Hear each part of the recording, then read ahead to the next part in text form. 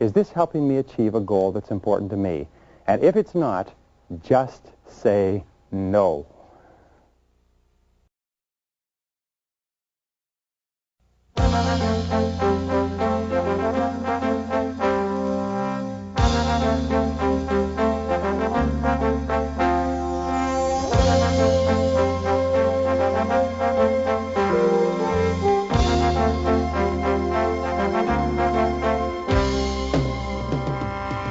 Procrastination is the enemy. Procrastination is your enemy. Procrastination is my enemy. Procrastination is not only the thief of time, it's the thief of money, it's the thief of life, it's the thief of success, it's the thief of happiness, it's the thief of self-esteem and high achievement. Procrastination is something that you need to go to work to strategically, step by step, eliminate as a part of your life. And in this session, I'm going to tell you how to do it. The wonderful thing about procrastination, if there's anything good, is that when you eliminate procrastination, you have the key to success. Let's start off with that point. Number one, the elimination of procrastination is the key to success. In fact, you cannot imagine a successful person who's a procrastinator, and you cannot imagine a person who gets things done immediately who is unsuccessful in any way. So, number two is, in order to overcome procrastination, you need good organization. You need good organization. You need to take the time to think and plan. You need to take the time to think, what is it you're trying to do? How are you trying to do it? What are the most important things that you've been hired to accomplish? What are your key result areas? What are your most important priorities? And so on. So what we've been talking about up to now is giving you all the tools necessary, including eliminating the time wasters and especially eliminating this one. So now you're well organized. You've got your goals. You've got your plans. It's time to go. What are the obstacles to eliminating procrastination? Well, here's one of the primary ones. We talked about it very early, and it's the difference between the urgent and the important. We said before that the urgent is seldom important, and the important is seldom urgent. But what happens is that the important things, the ones that are not urgent, are the ones that can contribute the most to our lives. They're also the biggest tasks, and they're the ones that have the greatest negative consequences if we don't complete them on time. What is important eventually becomes urgent. So what do? We don't allow ourselves enough time. We hurry and try to get a lot of things done in a short period of time. We don't do them as well as we could, and our critical, biggest opportunities for high performance are kicked out from under us. The natural tendency to delay on our important but not urgent tasks builds the habit of procrastination, and pretty soon, if we're not careful, we start to procrastinate on everything. Well, the fourth key to overcoming procrastination is to use procrastination in this way. Use what we call creative procrastination. Creative procrastination is another way of calling it or referring to completion by deletion. Creative procrastination says that since you can't do everything, law of forced efficiency, you have to do something. So what you do is you procrastinate on the 80% of tasks that only account for 20% of your results, so that you have enough time to spend the 80% of your time on the 20% of your tasks that account for the 80% of your results. Are you with me on this? In other words, you consciously choose what subjects or what areas or tasks you're going to procrastinate on, and then you deliberately refuse to do those things because they do not contribute to the most important goals you have set for yourself. We say, by the way, that intelligence, if you want the highest hallmark of intelligence is doing those things that move you toward the accomplishment of your most important goals. And the flip side of intelligence is lack of intelligence or stupidity, and stupidity is not doing the things that move you towards your goals or doing things that move you away from your goals. So creative procrastination is very important. What things are you not going to do so that you have time to do the things that you have to do in order to be successful? Now, the fifth key is to launch. The fifth key with regard to procrastination is to get on with it. Get on with it. The natural tendency for most people is they procrastinate. They give in to the tendency to clear up small things first. And by the way, the more you work on small things, the more they multiply, so you never get them all done. And they procrastinate. So the way that you get started on your major task is you launch. In fact, a longitudinal study indicated that the ability to launch on something important is a critical factor of success. And here's a couple of techniques that you can use to get started, to launch. The technique, the first technique is what is called the salami slice technique. Now, when we look at a large job or task, it's usually overwhelming and it daunts us, and we have a tendency to make excuses and to put off getting started until everything is just right. The salami slice technique says when you take a loaf of salami, you don't try to eat the whole thing at once. What you do is you just carve off a slice. And with regard to procrastination, you take your most important task and you write out a list, a clear plan and a list of everything that you need to do, and then you slice off one piece and you do just that. Maybe you just make a phone call. Maybe you just assemble some information. Maybe you just prepare. But you slice off one small piece and you do that until it's complete. Don't worry about anything else. A second method, which is similar to this, is what is called the Swiss cheese technique. And the Swiss cheese technique says what you do is you pick a 5-minute piece of the job. You punch a hole in the job by saying, I'm going to do this 5-minute piece and nothing more. So you salami slice or Swiss cheese, and what it does is it gets you started, it gets you launched. Very often, by the way, once you get started, they say well begun is half done. Once you get started, sometimes you'll have the momentum. You'll develop what they call the big mo, the momentum, and you'll start working toward getting it achieved. Now, the seventh key to overcoming procrastination is to establish a reward structure for yourself, a reward schedule. Now, a reward schedule we've talked about before just simply says this, is if you have jobs that you procrastinate on, give yourself an organized reward for each thing that you're going to do.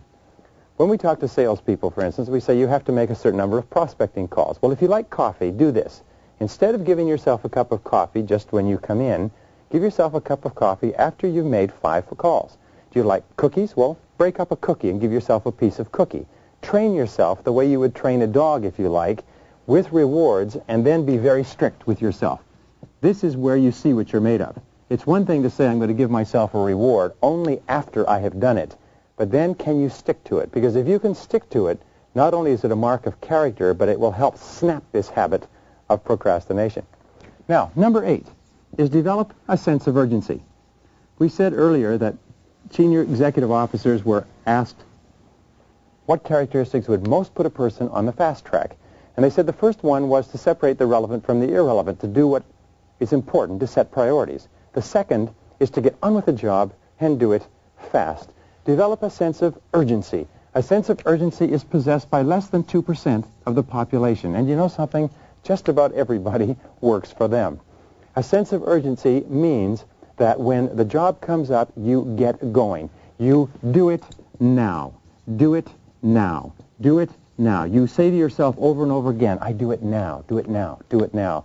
Some companies used to get everybody together in the morning and they would say, I do it now, do it now, do it now, 50 times a day. And what this does is it programs this command into the subconscious so that you're unconsciously impelled into doing your most important tasks. A sense of urgency is one of the rarest of all qualities, but because today the biggest problem that we have is what is called time poverty. In other words, everybody feels short of time. We have more money than time in many respects.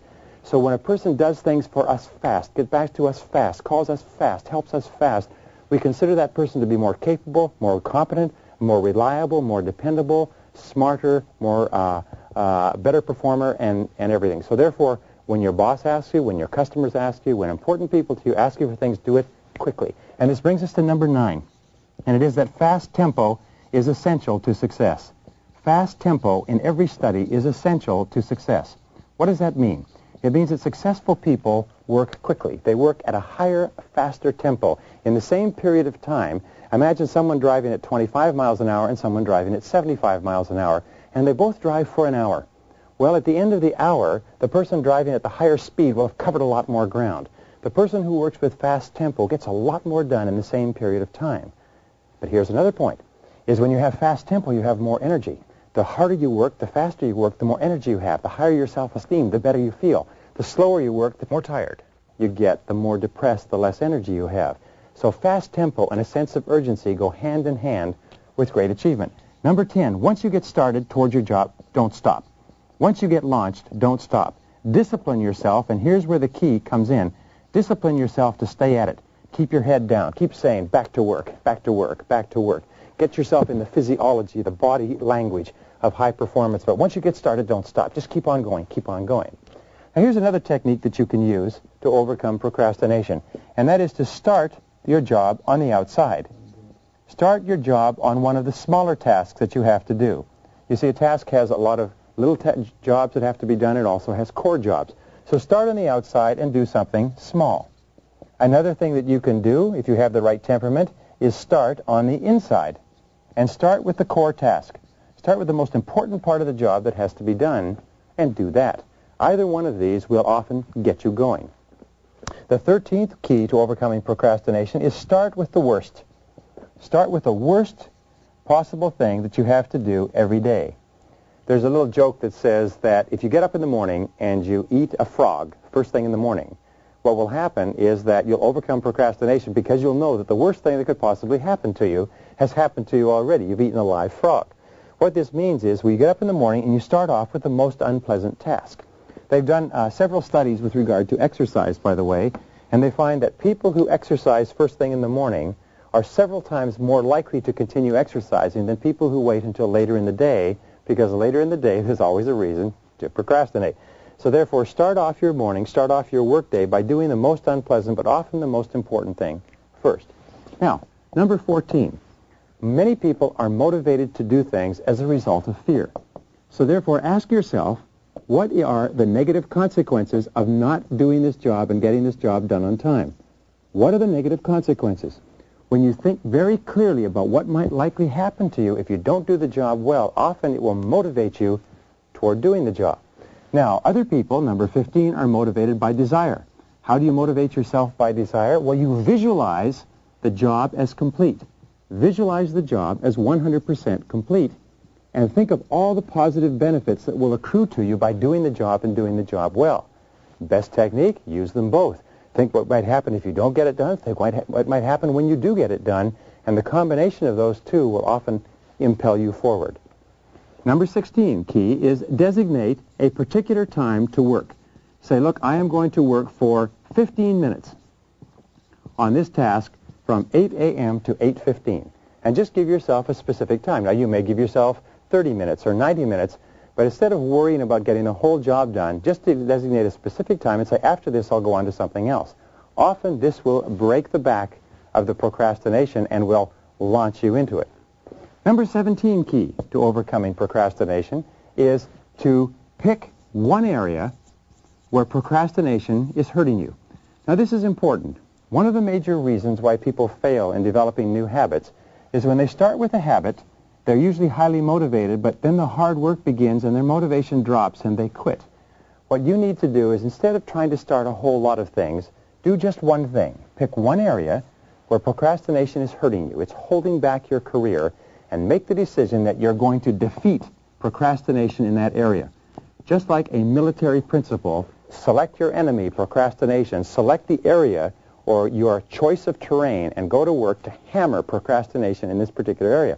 The wonderful thing is this, is that overcoming procrastination in one area has a halo effect and enables you to begin overcoming procrastination in other areas. Whereas if you try to beat procrastination in your whole life, what will happen is you'll hit this dip. It's called the motivation dip. You'll hit this dip, and what will happen is you won't overcome procrastination anywhere. So start off by picking one area where it's hurting you the most, and go to work. If it takes a day, a week, a month, affirm, visualize, plan, organize, use all of these ideas, but kill procrastination where it seems to be holding you back. And this brings us to number 18. A good plan, very carefully worked out in detail and in writing, is one of the most powerful tools of all to defeat procrastination.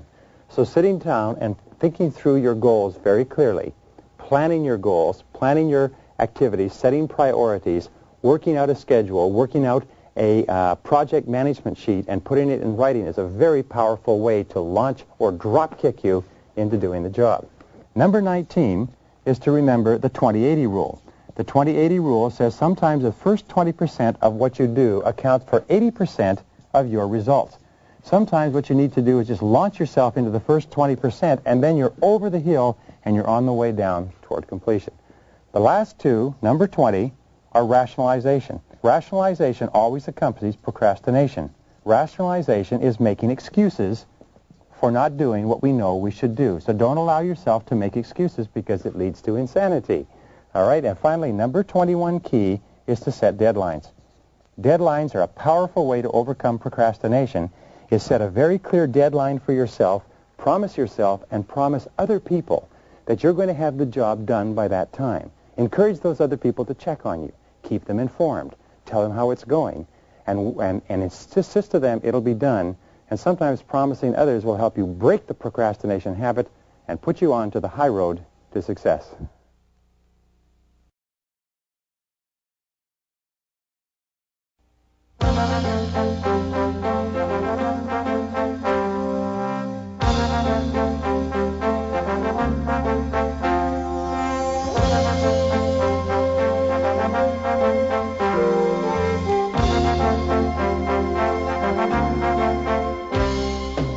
One of your main jobs in life is to make a significant contribution to your company and to become extremely successful in your career. And your success is going to be largely based on two laws or principles. The first law is called the law of accumulation. And it says that every extraordinary achievement in human life is the result of thousands of ordinary efforts that nobody ever sees or appreciates. And the second law, which is a sub-law of this, is called the law of incremental improvement. And it says that great successes in America, successful men and women, are those who become better incrementally, a little bit at a time, every hour, every day, every month, every year. Nobody makes big jumps from where they are to where they want to be. What they do is they go to work, and especially they go to work on themselves to get onto the fast track and to stay on the fast track. And in this session, I'm going to give you a series of ideas, the best I've ever learned, on how you can dramatically accelerate the speed at which you grow to the top of your field. Now, let's start off with the first of all. You've heard this many, many times. The first thing you've heard is that knowledge is power. Knowledge equals power. However, it's not that simple. It's not just knowledge. It is practical knowledge that can be applied to getting the critical results in your particular field. It is knowledge that you can use to increase your value and to increase the value of your organization. So the more knowledge you take in that you can use to do something with, the more successful you'll be. In one study a little while ago, they concluded that the top people in every field were different from the others because they simply know more than the average person. They have more knowledge. It's one of the finest and fastest forms of leverage and one of the best ways to accelerate your career that you can imagine. Because we know, number two, is that information and knowledge is doubling every 7 years in America in every single field. That means that in order for you to keep up, your knowledge has to double every 7 years as well. In fact, we know that today, this year, they will publish 2 million articles and 100,000 books. And in order for you to keep current, you have to double your knowledge, or you don't stay in the same place. You actually start to fall behind. Now, the third point is that your success in life will be in direct proportion to the amount of useful information that you have. Sometimes all you need is one key idea at the right time in the right place to totally change a situation, to have an insight or to see a method or a technique that you can use that can dramatically change the whole future of your business and your career. Now, here's an important point with regard to information and knowledge, is that the amount of knowledge you have can be like the amount that is in a bucket or a pot. When you start off your career, the amount of information or knowledge that you have is limited. So the amount of rewards that you have is equally limited. Your rewards and your knowledge, your practical knowledge, will be equal. As you increase your knowledge, you increase your rewards. As your knowledge and information goes up, your rewards go up, and as your knowledge and information go up higher and higher, your rewards get higher and higher. But here's the point. Your job, of course, is to put as much knowledge and information into this pot as possible, but there's a leak. There's a drain in the bottom of the pot. What does it mean? It means that some of your knowledge is draining out all the time. It's becoming obsolete. So if you stop putting new knowledge into the top of the pot, you don't stay in the same place. You actually start to fall back. Now, what's one of the finest ways that you can upgrade your knowledge? Stay on the fast track. Keep up. And it is to read. And it is to read 1 hour per day. Reading 1 hour per day can change your life. Reading 1 hour per day will make you an expert in as little as 3 years. Reading 1 hour per day will make you a national authority in 5 years. If you read 1 hour per day, it'll translate into approximately 1 book per week. Now, this doesn't mean newspapers. This doesn't mean television guides or magazines. It means reading mental protein, reading something that teaches you something educational, something that helps you to advance in your field. The average adult has approximately 72 discretionary hours a week. That means that you sleep 8 hours, you work 8 hours, you've got 72 hours left. What we're saying is take of those 72 hours and spend 7, or tithe if you like, invest 10% of your discretionary hours in your field. It'll translate into a book a week. It'll translate into 50 books a year. It'll translate into more than 500 books in 10 years. Now, the average American, the average adult American, reads less than one nonfiction book a year. If you were to read only one nonfiction book each month, not once a week, but once a month, that would put you into the top 1% in professional development in America. So read 30 to 60 minutes each day, read one book a week, read 50 books a year, and it'll move you to the top of your field. Absolutely guaranteed. Number 5, key to keeping up and staying on the fast track, is use what we call the Stu Leonard method. Now, what Stu Leonard is one of the most famous retailers and grocery store operators in the world, and what he found is he reads voraciously. He reads and he takes notes. But what he does is he takes and he'll read a book and he'll underline all the key points in that book. Then he turn the book over to his secretary, have the secretary type up and take not a synthesis, but a synthesis of the key ideas, type it all up and make it available to him and to other people so that he can go over all the key ideas in a book, and his staff can do the same thing too. So use the Stu Leonard method by reading books, underlining the key points, and then having somebody summarize them all. The 6th key point to keeping up is to read key magazines. There are key magazines in business and there are key magazines in your field, and you need to keep current with them. At the same time, you need to discontinue magazine subscriptions and newsletter subscriptions and even newspaper subscriptions that don't contribute to your major goals. So read Forbes, read Fortune, read Success Magazine, read Inc. Read the key trade magazines in your field. Why? It's because the top people in every field read the magazines in their field. The inferior people read the newspapers, they read irrelevant things, or they just watch television.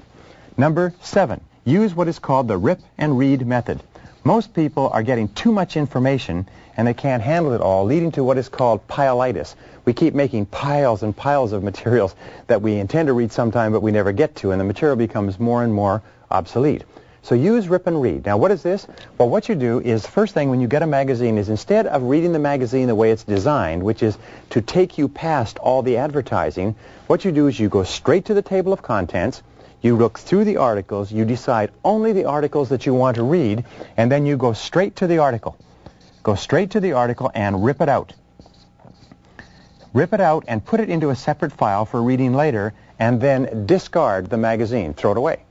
In other words, discipline yourself not to become distracted to read everything that's there. Read only what's important, or you'll end up not only not reading what's important, you'll end up not reading anything. So use the rip and read method and put it all into a file, and this is a file that you follow up with on what we call gifts of time.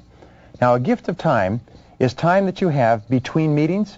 Gifts of time are times that take place during transition. We often call it transition time. When you're traveling, when you're waiting for a plane, when you're waiting an appointment, you carry your file with you and you take out your file and just read through the articles. I will tell you this, it's absolutely astonishing how much material you can keep current with, because in an entire article there only may be 1 or 2 ideas. By the way, always read with a red pen or with a highliner so that you can circle, underline, or highlight the critical ideas so that you can instantly go back to those. Sometimes going back to a critical idea 2 or 3 times is all it takes to cement it into your subconscious and have it available for life. Now, number 9 is learn how to read a little bit at a time in the great books. Again, we use the law of incremental improvement. Everybody wants to be a well-educated, well-rounded person.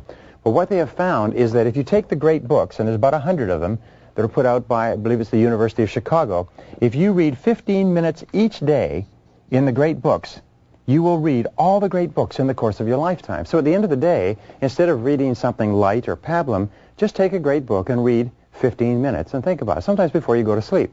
I was speaking to an author the other day, and he said this wonderful thing.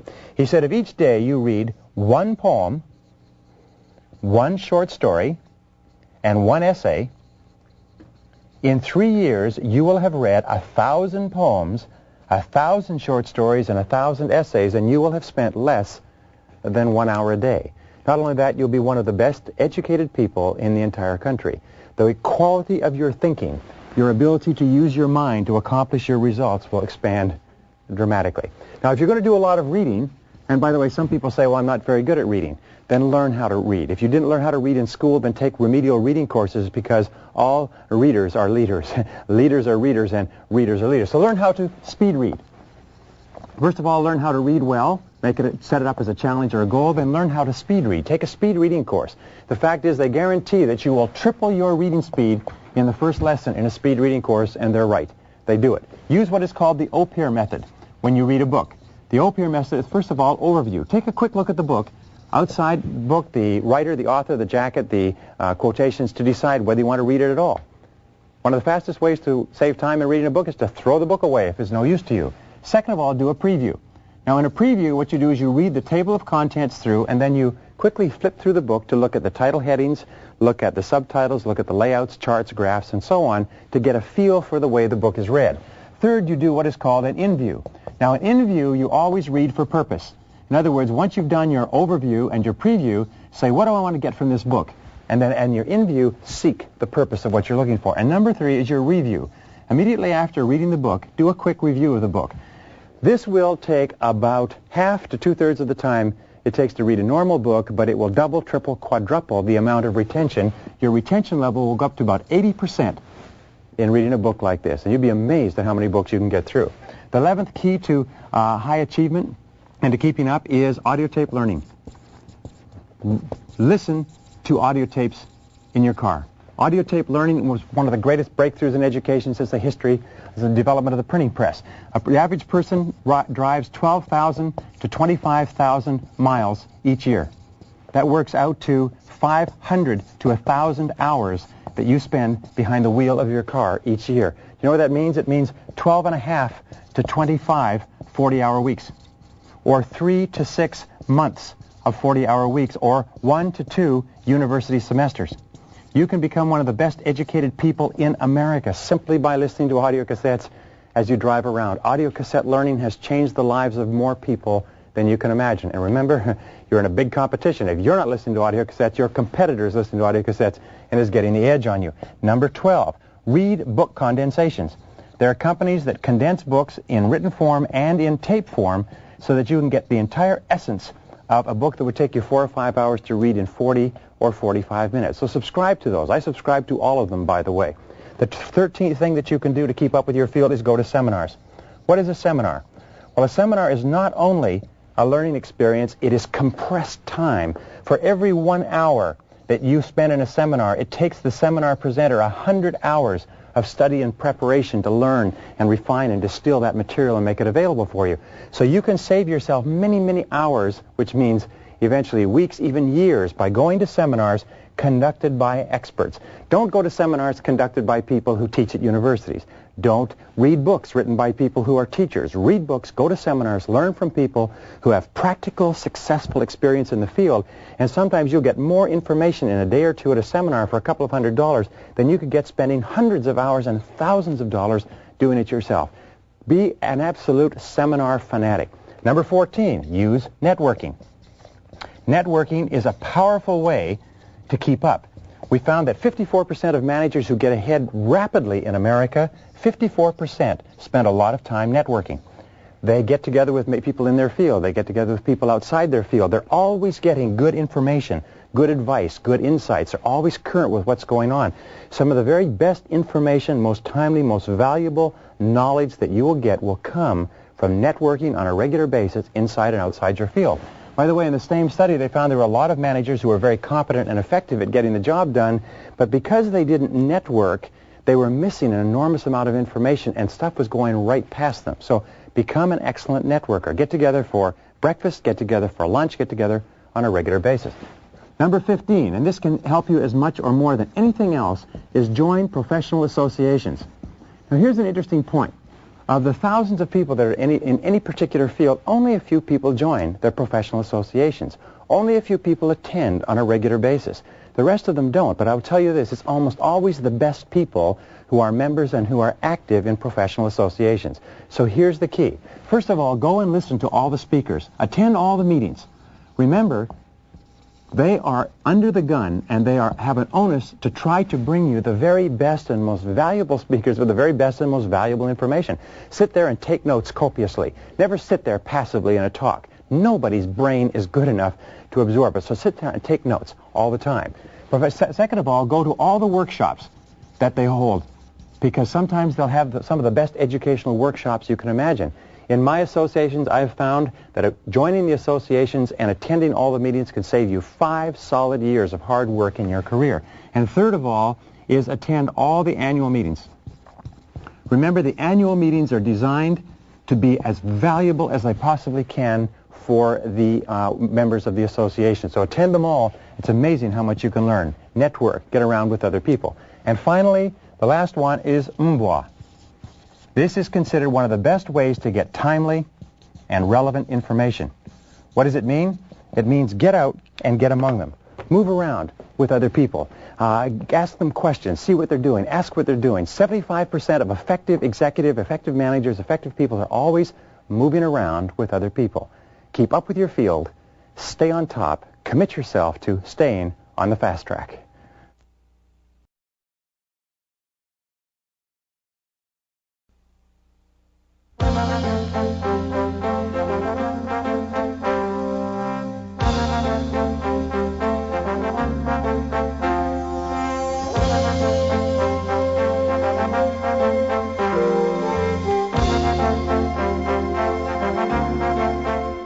One of the keys to success in relationships is communication. In all successful relationships, the partners will always say that they communicate extremely well. And wherever communications break down or slow down or don't take place, you start to have problems. And one of the keys to effectiveness in the world of work is your ability to communicate effectively and well. In fact, even if you work in technical fields like computer programming or engineering, you spend as much as 75% of your time communicating and interacting with other people. So your effectiveness as a person is determined by your effectiveness in getting your message across and in getting the message clearly that the other person is sending. The starting point is to accept 100% responsibility for everything that you send and for everything that you receive, for both being heard and for hearing. The quality of your life is largely determined by the quality of your communications. And by the way, there's 2 forms of communications. The first form is your interpersonal communications, the way you talk to yourself and dialogue with yourself and think and plan to yourself. And the other form of communications is the way you interact with others. And, of course, one affects the other. So let's start off from the top. Number 1 is 75% of your time is spent communicating. The question is not whether or not you're a good communicator, but whether or not you're going to be a good communicator, because there's nothing more essential. We also know that one of the greatest time wasters in the world of work is poor communications. We communicate poorly in several areas. We delegate poorly. We have aimless meetings that go round and round in circles. We have aimless talks about trying to solve problems and nobody knows what the problem is. We have incorrect delegation. We have poor priority setting. We have misunderstandings that take place and nobody says anything. One person hears one thing, but what the other person said was something totally different. In fact, if your communications were excellent, you would be an outstanding time manager. So number 3, according to the studies of CEOs, 84% of your success in the world of work is going to be determined by how effectively you communicate with other people. Now, there are 3 ways that you communicate in the world of work, the 3 key tools of the executives, and this may change your entire orientation toward communication. Number 1 is one-on-one conversations. How you get along one-on-one is a critical determinant of everything that happens to you. Why? It's because almost all of your success is determined by what others say and do and think about you, and how you interact with them is critical. The second is your ability to communicate in meetings or in presentations in front of several other people. Many careers are made and lost because of an individual's ability or inability to communicate effectively in a meeting. People who sit in meetings and don't say anything are shooting themselves in the foot. And the third type of communications is in written form, is being able to write out in written form clearly what you're trying to say. Your ability to communicate effectively in all 3 of these are absolutely critical to your success in getting your point across to others. Now, the 4th key to communications is like what we call the key to success in picking real estate. We say in real estate it's location, location, location. In communications it is clarity, Clarity, clarity. Remember, we've said clarity with regard to goals, clarity with regard to objectives, clarity with regard to priorities. And in communications, every communication breakdown takes place because of a lack of clarity. And here are the keys to clarity. First of all, time. Take time to fully understand and to be understood. Second of all, attention. Pay very close attention to the content and the syntax of the message. Attention will enable you to see and hear things that other people will miss. And the third is patience. Be sure that you have the patience to listen thoroughly and never assume that you know what the person is going to say. The fifth key is delegation. Or the fifth key problem, let's put it this way, is delegation. Poor delegation is a major single challenge in the world of work. It's so important that we'll talk about it in a few minutes. But when we delegate poorly, we assign the wrong job, or we assign it at the wrong time to the wrong person with the wrong priorities and the wrong outcomes, and the job has to be done over again, is a major single cause of lost time and lost money in businesses. So your ability to delegate is a critical communications tool. Number 6 is lack of focus.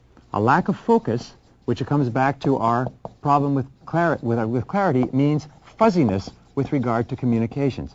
Fuzziness with regard to what we want done, when we want it done, how we want it done, what our goals and objectives are, and so on. That's how we keep coming back to the question, what am I trying to do? How am I trying to do it? Am I using this the best way? Is this the best way to do it? So what are the areas of your work life and your home life where fuzziness exists? And wherever there is fuzzy communication, there will be fuzzy results. A 7th reason for poor communications is no priorities. We've talked extensively about the importance of priorities, which means basically to determine what is more important and what is less important, to determine what has to be done first, what has to be done second, to determine the 80-20 rule. What are the 20% of things that we do that account for 80% of results? In fact, the number one key to your success is your ability to communicate priorities and to work on priorities, which means to find out what the priorities are and especially to convey the priorities to others. Whenever I work with my staff, whenever I give them a job to do, I always attach to it a priority rating. This has to be done immediately. This has to be done this week. This has to be done when you catch up or when you get ahead, and so on. Now here's the key to delegation. Coming back to this. Delegation is critically important because delegation enables you to expand your output from what you can do to what you can control. Let me repeat that. Delegation enables you to expand or multiply the value of yourself from what you can do personally to what you can control. Poor delegation, on the other hand, not learning how to do it, is a major reason for time loss. So here's the keys to delegation. First of all, think. The Thomas J. Watson reminder, think. What exactly is the job? Think through the job first. B is to match the person with the job. Ask yourself, think carefully, take the time, who would be the best person to do this job? So match the person with the job properly. Matching the wrong person with the job is a major time waster because of the problems and difficulties. Now C is to discuss the job and to describe the ideal result with the chosen person.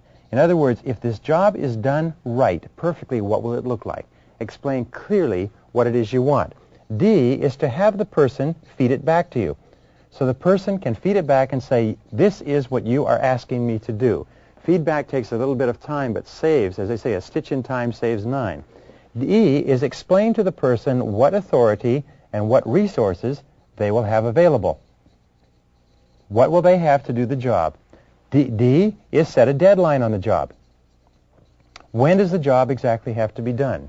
A job without a deadline is simply a meaningless discussion.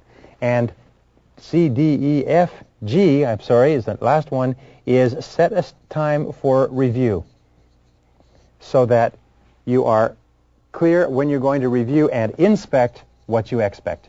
Inspect what you expect. What we have found is if you do not inspect the job and arrange to expect the job on a regular basis, it simply doesn't get done. At least it doesn't get done the way you want it to get done. Now, number 9, regards to communication with your own boss. What do you need to communicate? Well, first of all, you need to know with tremendous clarity exactly what your job is. Do you know what the number one reason for stress in the world of work is? It's not knowing what's expected. It's working hard but not knowing exactly what's expected. So with your boss, be absolutely clear with regard to the tasks and absolutely clear with regard to the priorities. Which comes first? Which comes second? Ask your boss, why am I on the payroll? What have I been hired to accomplish? Now, one of the things which I suggest that people do with your boss is take your boss a list and give your boss a list of your jobs and ask your boss to organize the list in order of priority. Ask your boss to tell you which comes first, which comes second, which comes third, which comes fourth. Tell your boss you can't do everything, but you need to know clearly what is the most important thing. Now, here's the rule. Your boss's top priority must be your top priority. If you want to put the foot on the accelerator of your own career, make your boss's top priority your top priority. You'll never make a mistake. Number 10, decision-making, problem-solving, and decision-making. Here's the key. Enormous amount of time is spent wasting time going around in circles trying to solve problems in any organization. So here are the keys to solving any problem, making any decision. First key is to define the problem clearly. What exactly is the problem? Define it clearly so that everybody involved understands and agrees that, yes, this is the problem. B, ask yourself, what are all the causes of this problem? How and why did this problem occur? You do this so that you can make sure you eliminate the causes so the problem doesn't repeat itself. C, ask yourself, what are all the possible solutions to this problem? D, you ask yourself, what is the best solution? And you ask everybody else until you agree step by step, what are the solutions, what is the best solution? E, make a decision. Once you come to the determination on what the best solution is, make a decision. E is to assign responsibility. Who is going to do it? And finally, the last key over and over again is to set a deadline. A job or a decision without a deadline somehow doesn't seem to get done. Number 11, once you have decided on the solutions, become solution-oriented. A solution-oriented person is a much more effective person in terms of time than a person who's not. So then talk about the solutions. Focus on the future. Focus on the future over the past. Talk about the solutions rather than the problems. Focus on the future over the past. Become intensely solution-oriented. When people come in and say, we have this problem, we have that problem, so on, you say, what is the solution? What do we do from here? What is the thing that we do tomorrow? How do we resolve this situation? Rather than in getting lost in the rest of it. Number 12, in communication, look at what are called authority levels. In confusion over authority levels often leads to poor communications. There are 3 types of decisions that you make in any organization. Decision number 1 is a command decision. Make sure people know what this is. This is a decision that you make alone. Only you can make it. Number 2 type of decision is a consultative decision. A consultative decision is a decision that you take with input from other people. You ask other people their advice, you take the advice, you think it through, and then you act. The 3rd type of decision is a consensus decision. A consensus decision is a decision that's made on the basis of democracy. In other words, the majority rules. If a person is discussing something with you and they think it's a consensus decision and their opinion is equally valuable, but in your mind it's a consultative or a command decision, you're not only going to have communication problems, you're going to have ego problems. And when you have bruised ego problems, you know you can spend as much as half of your time settling people down whose feelings have been hurt because they misunderstood. Number 13 is delegate everything that you possibly can so that you can have enough time to do any of the things that you need to do. One of the most important of all rules is to delegate, delegate, delegate. Delegate 100% of everything that anybody else can do. Here's the rule. Use what is called the 70% rule. The 70% rule says, rather than taking the job on yourself, ask yourself, who can do this job 70% as well as you? And then give that job to that person, rather than falling back into the temptation to take it yourself. Number 14 is networking. Networking is one of the most powerful of all communication tools. It enables you to get out and get among people, and as we said in the last session, 54% of managers who get promoted rapidly are known as great networkers. Why? Is they're always communicating, interacting.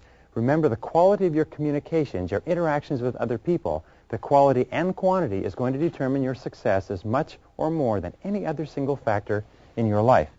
Number 15 with regard to communications is a task focus. Now, a task focus means the very best of all conversations are conversations that are focused on the job, focused on getting the job done. In fact, the healthiest, most positive relationships in the world of work are when people have a task focus. What is the opposite? It's an interpersonal focus, where people are always talking about people and personalities. Whenever you've lost a task focus and people are spending too much time talking about other people and what they think and what they feel and what's going on and the dynamics between people, you have poor organization and overstaffing. People have simply too much time on their hands, or they don't know clearly what it is they're supposed to do in order of priority, when they're supposed to do it, and so on. Which brings us to number 16 with regard to communications. It's the difference between managing versus operating. If you're very successful at operating, which is doing the job, you will move up from operating to managing. You will, as we said earlier, expand from what you can do to what you can control. But the natural tendency whenever you have a difficulty is that you will revert back to operating. So resist this tendency. The number one reason for failure in the executive suite is people fall back to operating instead of managing. Resist upward delegation. Don't let people delegate their tasks back to you. When a person gives you a task, your job is to get them to do the job. Number 18, we're almost to the back here, teach your subordinates how to do parts of your job. One of the fastest ways to use your communication skills to improve your output is to teach other people what to do. And number 19 is to outsource. One of the very best ways that you can use your communication skills to increase your productivity, your output, your effectiveness, and your performance is to outsource everything that you possibly can. Anything that anyone else can possibly do inside and outside your company, you should get them to do in order to be an excellent communicator.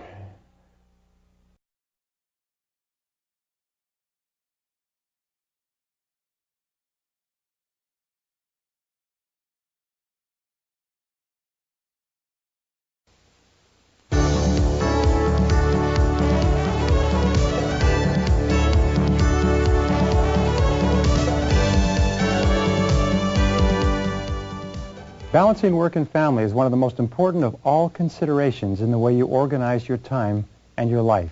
And we start off with this critical principle. Number one is that your happiness should be your chief aim in life. Not somebody else's happiness, but your happiness. Your happiness shouldn't be second, it should be first. Because here's the rule. If ever you make somebody else's happiness or something else more important than your happiness, you may get that, but you won't ever be happy. Abraham Lincoln once said, the very best way to help the poor is not to become one of them. The very kindest thing that you can do for other people is to be happy yourself. And this brings us to point number 2. Point number 2 is fully 85% of your happiness comes from your relationships with other people. Fully 85% of your happiness comes from your relationships. Now what this also means is that fully 85% of all your problems also come from your relationships with other people. And one of the primary reasons why we have problems in our relationships, especially the most important ones, is because we don't spend enough time and we don't spend the right quality and quantity of time with them, which we'll deal with in this session. So here's the starting point. Here's a good question. It's, how would you spend your time if you learned today that you only had 6 months to live? How would you spend your time if you learned today that you only had 6 months to live? We asked this question earlier in this course, but the second part of this is, with whom? Who would you spend the time with, predominantly? What would you want to do with that person? Where would you want to go? How would you want to spend it? What would you want to get accomplished if you learned today that you only had 6 months to live? You see, the answer to this question will bring you face to face with what is really important to you. Sometimes in our sessions we say, imagine that it wasn't 6 months, but it was 6 weeks. Or that it wasn't 6 weeks, but suddenly you learned it was 6 days, and then 6 hours, and then 60 minutes. If you learned this very moment that you only had 60 minutes left in life, what would you do and how would you spend your time? Who would you want to talk to? Who did you think about when you thought about that question? Because that tells you a lot about what's really important to you. And this brings us to number 4, which is one of 2 of the most famous of Greek sayings. The first one is moderation in all things.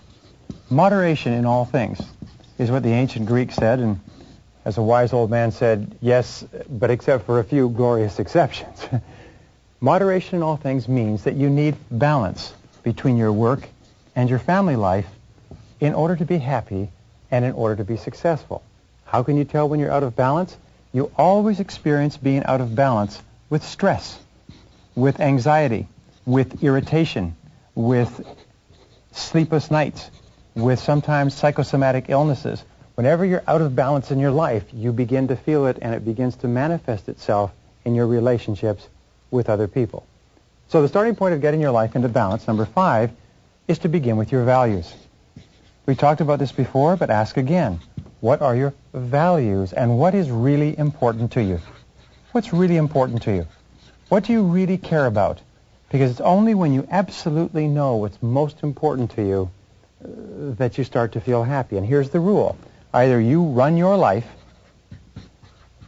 by determining what's important to you, organizing the sequence of events, or your life runs you. And many people today are frantic, and they're happy, unhappy, and they're anxious, and they're tense for a very specific reason. And it's because their life is running them, because they have not put their hands onto the steering wheel of their own life, and they're not steering it. An important part of balance is for you to describe what is called the ideal end result, your ideal vision, or what we say, your ideal lifestyle. What is your ideal lifestyle? If you could live any kind of life that you wanted, what would it be? What would it include? What ingredients would make you the most happy? What ingredients would make you the most happy? Answering this question enables you to do what we call gap analysis. Gap analysis is where you look at your life today, and you look at your life as it would be if it were perfect. And you look at the differences between where you are and where you want to be, and you ask yourself, what changes would you have to make to begin to create your ideal life, especially with regard to the most important people in your life? And here's one of the most important points of balance. It's to set peace of mind as your highest goal. Peace of mind is in reality the highest human good. It's the aim of everything we do in life. It's the foundation of all psychology and philosophy and religion and everything else. But you need to set it as your highest goal and then refuse to compromise your peace of mind. And here's the most remarkable discovery. When you set peace of mind, your own personal inner happiness and contentment as your highest goal, you'll probably never make another mistake. You'll receive unerring guidance, always to do the right thing at the right time. And then if you refuse to ever compromise your peace of mind, you'll become a person of character and strength and inner integrity and personal confidence. So here's a question for you. A, what gives you your greatest peace of mind? Analyze it. Ask, identify. What gives you the most peace of mind? What makes you feel the very best? What situation? What people? What is going on in the present, or what has happened in the past that makes you feel the best? And B, what detracts from your peace of mind? What kind of thoughts? What kind of people? What kind of situations make you the most anxious or the most uneasy or the most tense? And what can you do to start having more of A and less of B? Now, number 8 is, remember this, that dissatisfaction and unhappiness always arise when your goals and activities on the one hand and your values on the other hand are not congruent. Goal congruency with your activities or with your values is absolutely essential. It means that you must be living your life and doing what is most important to you. And whenever you're not, you feel a lot of stress. So ask yourself this question. In what part of your life do you experience the most stress? In what part of your life do you feel tense or anxious or like you're running, or do you feel under pressure? Almost invariably it's because you're doing something that's inconsistent with your very highest and best good. Point number 9 in balance is this.